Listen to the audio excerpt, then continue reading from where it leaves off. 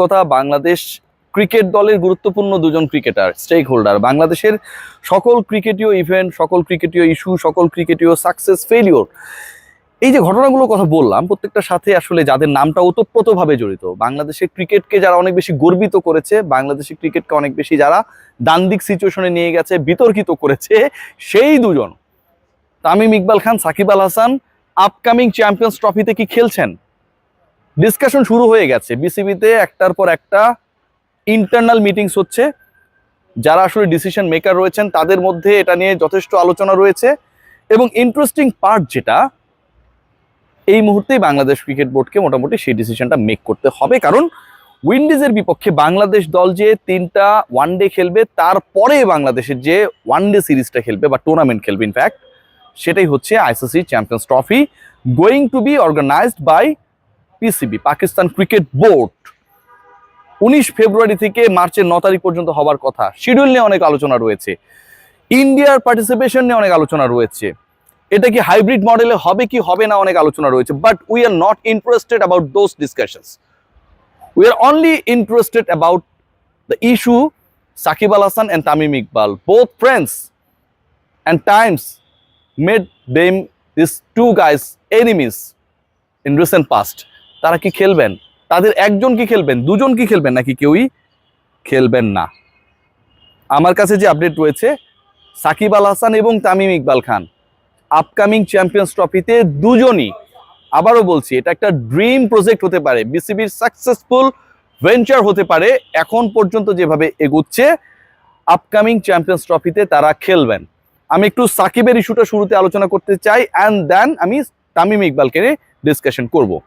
সাকিব আল হাসানের ইস্যুটা হচ্ছে মানে খুব ইন্টারেস্টিং। সাকিব আল হাসান একদম খেলতে চান, এবং সাকিব আল হাসানের খেলতে চাওয়া নিয়ে, সাকিব আল হাসানের প্রেজেন্স নিয়ে, সাকিব আল হাসানের খেলার ইচ্ছা নিয়ে কোনো ধরনের সংশয় নেই। Shakib Al Hasan international ক্রিকেটটাকে good bye বলতে চান চ্যাম্পিয়ন্স ট্রফি খেলেই, সেটা সাকিব বিভিন্ন সময় বলেছেন। তাহলে বাধার জায়গাটা কোথায়, সমস্যার জায়গাটা কোথায়? দুটো জায়গায়। একটা হচ্ছে আপকামিং উইন্ডিজের বিপক্ষে যে ওয়ানডে সিরিজ, সেখানটায় সাকিব আল হাসান এভেলেবেল থাকবেন কিনা, সাকিব নিজে থেকে না, বাংলাদেশ ক্রিকেট বোর্ড তাকে এভেলেবেল রাখবে কিনা, আরো কিছু ইস্যুস রয়েছে, পলিটিক্যাল কিছু ইনভলভমেন্টের ইস্যু রয়েছে। সবকিছু মিলিয়ে সাকিব আল হাসানকে কি সেই গুরুত্বপূর্ণ ক্রিকেটার হিসেবে বিবেচনা করা হবে কিনা, সেটার উপর অনেকটা নির্ভর করছে সাকিব আল হাসানের এভেলেবিলিটি।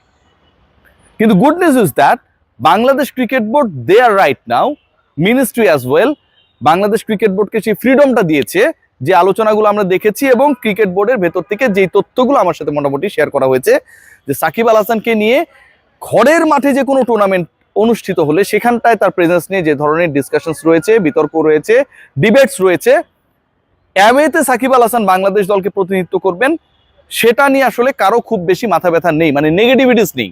যে সাকিব আল হাসান ধরেন কথার কথা আরব আমিরাতে খেলবেন বাংলাদেশ দলের হয়ে আফগানিস্তানের বিপক্ষে, এটা নিয়ে কি নেগেটিভিটি ছিল? ছিল না। এই যে আমি কাভার করে আসলাম এই মাসেই যে সিরিজটা বাংলাদেশ খারাপ খেললো, সাকিব আল হাসান যদি চাইতেন, সাকিব আল হাসান ওই পার্টিকুলার সিরিজে খেলতে পারতেন, কারো কোনো দিক থেকে কোনো বাধা ছিল না। সিকিউরিটি এজেন্সি বলতে পারেন, পলিটিক্যাল যারা লিডারশিপে রয়েছে রাইট নাও তারা বলতে পারেন, সিলেকশন প্যানেল বলতে পারেন, ক্রিকেট বোর্ড বলতে পারেন, মিনিস্ট্রি বলতে পারেন, কোনো দিক থেকে বাধা ছিল না। Rather Shakib himself made that call, যে তিনি খেলতে চাচ্ছেন না, তিনি একটু মেন্টালি পিসফুল অবস্থায় থাকতে চান। এরপরে আমরা দেখেছি তিনি ওমরা পালন করেছেন। সো সাকিব আল হাসানের ক্ষেত্রে যদি বাংলাদেশ ক্রিকেট বোর্ডের অবস্থানটা এমন হয় যে অ্যাওয়েতে যে সিরিজগুলো, টুর্নামেন্টস গুলো হবে, সেখানটায় সাকিব ডিসিশন নেবেন যে তিনি খেলবেন কি খেলবেন না। অ্যাওয়েতে তো ওয়েস্ট ইন্ডিজের বিপক্ষেও বাংলাদেশ খেলবে, 3টা ওয়ানডে খেলবে, অ্যাওয়েতে চ্যাম্পিয়ন্স ট্রফিতেও বাংলাদেশ খেলবে, নট ইন হোম, অ্যাওয়েতে পাকিস্তানে, খুব বেশি হলে পাকিস্তান এবং ইউএই মিলিয়ে হতে পারে যদি হাইব্রিড মডেলে শেষ পর্যন্ত যেতে হয়। সো সাকিব আল হাসানের প্রেজেন্স নিয়ে কোনো সমস্যা নেই। সাকিব আল হাসানের খেলা নিয়ে এই মুহূর্তের যে স্ট্যাটাস, এই মুহূর্তে বিসিবির যে অবস্থান, এই মুহূর্তে মন্ত্রণালয়ের যে অবস্থান, এই মুহূর্তে সিকিউরিটি এজেন্সিস গুলোর সাকিবকে কেন্দ্র করে কোনো নেগেটিভিটি না থাকা, একটা ব্যাপারই ইন্ডিকেট করে দ্যাট সাকিব আল হাসানের অ্যাওয়েতে খেলা নিয়ে কোনো সমস্যা নেই। যদি সমস্যা হতো দুবাইতে, ইনফ্যাক্ট ইউএইতে, শারজাতে বাংলাদেশ দল যে 3টা ওয়ানডে খেললো, সেই ক্ষেত্রেও বাংলাদেশ ক্রিকেট বোর্ড বা ক্রীড়া মন্ত্রণালয় they could made the decision about Shakib. তারা তো সেটা করেন নাই, বরং সাকিব তার ডিসিশনটা নিয়েছে। সেটা ওয়েস্ট ইন্ডিজের ক্ষেত্রেও প্রযোজ্য এবং চ্যাম্পিয়ন্স ট্রফির ক্ষেত্রেও প্রযোজ্য। এখন কথা হচ্ছে সাকিব আল হাসান খেলতে চান কিনা। সাকিব আল হাসান তো খেলতে চান। জাফর ইয়াসিন চৌধুরী বাংলা টাইগার্সের অনেক ভিডিওতে আপনারা সাকিব আল হাসানকে দেখছেন, অনেক স্টিল পিকচার আপনারা দেখছেন। জাফিরের আমি ইন্টারভিউ করেছিলাম, আপনারা সবাই জানেন, শারজাতে গিয়ে। এবং জাফির বলেছে যে সাকিব আল হাসানের first and foremost responsibility right now to play for Bangladesh in the upcoming Windies series and definitely he is focusing on to the Champions Trophy. So Shakib Al হাসানের কোনো নিজের দিক থেকে বাধা নেই, ক্রিকেট বোর্ডের দিক থেকে আপাতত কোনো বাধা নেই, ministry all set. Shakib Al হাসানের চ্যাম্পিয়ন্স ট্রফিতে খেলা নিয়ে যদি তিনি ইনজুরিতে না পড়েন, যদি কোনো নতুন করে পলিটিক্যাল সিচুয়েশন তৈরি না হয়, যদি কোনো নিরাপত্তা জনিত সমস্যা তৈরি না হয়, যদি কোনো বাংলাদেশে সাকিবের এগেনস্টে বিশাল একটা মুভমেন্ট তৈরি হয়ে গেল ডিসেম্বর মাসে, এরকম কোনো ঘটনা না ঘটে, সাকিব আল হাসানের প্রেজেন্স নিয়ে কোনো ধরনের সমস্যা নেই। ডিসপাইট তিনি যদি খারাপও করেন উইন্ডিজের বিপক্ষে 3টা ওয়ানডেতে, তাতেও কোনো কিছু আসে যায় না। Selection panel they are eager to pick Shakib Al Hasan for the Champions Trophy. So what about Tamim Iqbal? মানে এটাও কিন্তু একটা গুরুত্বপূর্ণ আলোচনা। আমি যখনই সাকিবের আলোচনা করি তামিমের আলোচনাটা চলে আসে। আমরা সবাই চাই কি ভাই? আমরা সবাই চাই যে বাংলাদেশ দলের এই যে লেজেন্ডারি ক্রিকেটাররা, তামিম ইকবাল বাংলাদেশ দলের এমন একজন ক্রিকেটার, এখনো ওয়ানডেতে তিনি হাইয়েস্ট রান গেটার্স এবং তার থেকে সেকেন্ড অবস্থায় যিনি রয়েছেন, রানের ব্যবধানটা 1000-এর মতো। ভাবা যায় ক্যারিয়ারটাকে কন্টিনিউ করলে বাংলাদেশের 10,000 কোনো একটা পার্টিকুলার ফরম্যাটে রান করা ক্রিকেটার হতেন তামিম ইকবাল খান। যাও, সেটা ভিন্ন আলোচনা। তামিম সাকিবের মধ্যে যাই থাকুক, সাকিবের ফ্যান তামিমের ফ্যান যারা, আবার একই সাথে তারা সাকিব তামিমের হেটার্স অ্যাজ ওয়েল, রিভার্স করলে তারা সবাই চান তো সাকিব তামিম একসাথে খেলুক। তারা কি চান না এটা? বাংলাদেশের মানে আপনি সব ভুলে যান, বাংলাদেশের সব ধরনের মানুষ সবাই চায় সাকিব তামিম একসাথে আবারও মাঠে নামুক, চ্যাম্পিয়ন্স ট্রফিতে হাতে হাত রেখে তারা পার্টনারশিপ করুক। তামিম ইকবাল কি খেলবেন?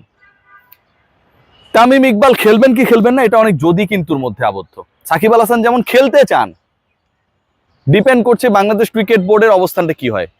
আবার তামিম ইকবাল খেলতে চান না, ডিপেন্ড করছে তার মুড সুইং করে ফাইনালি খেলার ব্যাপারে কোনো ধরনের অবস্থা তৈরি হয় কিনা। সিরিয়াসলি তামিম ইকবালের পয়েন্টটা হচ্ছে, বাংলাদেশ দল যদি ফিল করে অ্যাট দ্য লাস্ট মোমেন্টে গিয়ে, এবং সেটা আফটার বিপিএল, যে তামিমকে দরকার প্রয়োজন দলে, বাংলাদেশের যে ওপেনার্সরা রয়েছে যারা টুকটাক ভালো করেছে, আবার খুব বেশি আপ টু দ্য মার্ক বলা যায় না লাস্ট সিরিজে, এবং বাংলাদেশ দলে যে ওপেনার্সরা খেলবেন আপকামিং বিপিএল এবং উইন্ডিজের বিপক্ষে, তাদের পারফরমেন্সটা যদি ড্রাস্টিক্যালি ব্যাড হয়, that particular case Tamim Iqbal Khan তিনি রিডিসাইড করবেন whether he would come back to the one day side or not। অনেকগুলো ফ্যাক্টর এখানটায় জড়িত। একটা হচ্ছে বাংলাদেশ দলে যে ক্রিকেটাররা রয়েছে right now in opening set up, তাদের অবস্থানটা কি, তাদের পারফরমেন্সটা আপকামিং সিরিজে কি হয়, এবং এরপরে বিপিএল এর পর তামিম ইকবাল খান যদি মনে করেন he is all set two play for Bangladesh in ওডিআইস again, যেহেতু অন্য ক্রিকেটারদের পারফরমেন্স খারাপ, দলের প্রয়োজনে তাকে দরকার, he will play for Bangladesh. এটা হচ্ছে তামিমের অবস্থান। আমার কাছে মনে হয় যে তামিমের এই স্বপ্ন, বা তামিমের স্বপ্ন ঠিক না, তামিমের এই অবস্থানটাকে যদি আমরা মনে করি আমাদের স্বপ্ন, যে তামিম ইকবালও খেলবে, সাকিব আল হাসানও খেলবে, তাহলে আমাদেরকে একটা অদ্ভুত প্রেয়ার করতে হবে যে বাংলাদেশে অন্য ওপেনাররা যেন খারাপ করে, অন্য ওপেনাররা যদি ভালো করে তামিম ইকবাল তাদের জায়গাটা নিতে চান না। ওই জায়গায় গিয়ে তিনি গিয়ে ব্যাটিং শুরু করে দিলেন, ওপেনার হয়ে গেলেন, from nowhere to the Champions Trophy, সেটা তামিম ইকবাল চান না। এবং আমি এটা রেসপেক্ট করি, ভাবনাটাকে আমি রেসপেক্ট করি, but end of the day 10% হলেও Tamim Iqbal he has his dream to play for the Champions Trophy. Shakib Tamim দুজনকে নিয়েই বাংলাদেশের চ্যাম্পিয়ন্স ট্রফি স্কোয়াডটা যদি হয়, মুশফিক রিয়াদরাও থাকবেন, আমার কাছে মনে হয় it will be a dream team for Bangladesh. সবাই ভালো থাকবেন।